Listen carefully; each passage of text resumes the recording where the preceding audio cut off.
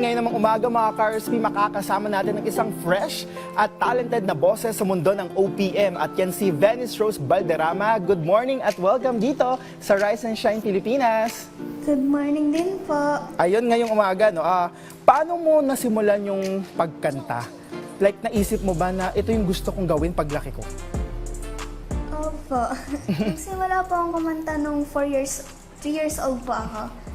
And nag-voice lesson din po ako nung 6 years old. Ayun, habang lumalaki ka, sino yung mga naging musical influences mo growing up at may maroon ka bang mga idol na OPM artist na hinaangaan kaya yun yung naging style mo sa pagkanta ngayon?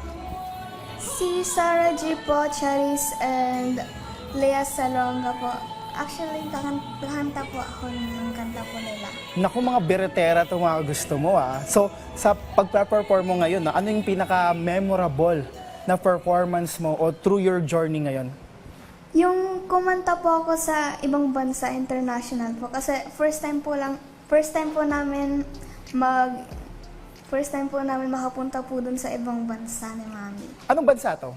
USA po. Ayun, USA. No, marami pang susunod dyan. No? Maraming salamat sa pagsama sa amin ngayong umaga, Venice Rose Valderrama. At magkita po ulit tayo next week dito pa rin sa pambansang morning show ng Bayan. Ito ang Rise and Shine Pilipinas! Happy weekend!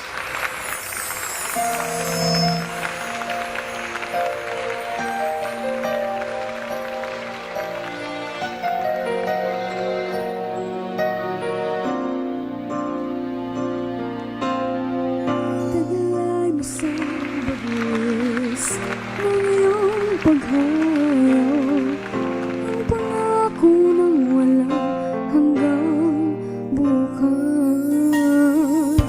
Babaon man sa'yo'y hapdi ng puso, abutin ang pangarap at ang bunga ng wagas mong pagsisikap. Pagulan itong bayang nililiyag,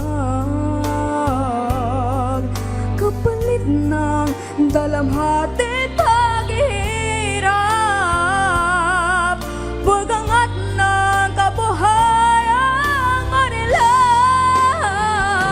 Haliparin mo ang hangganan ng langit, sa ulap ng pag-asa ay iyong makakamit, ang tagumpay ng bunga ng iyong pagpapuniyagi, pangarap ng inabayang tinatawid.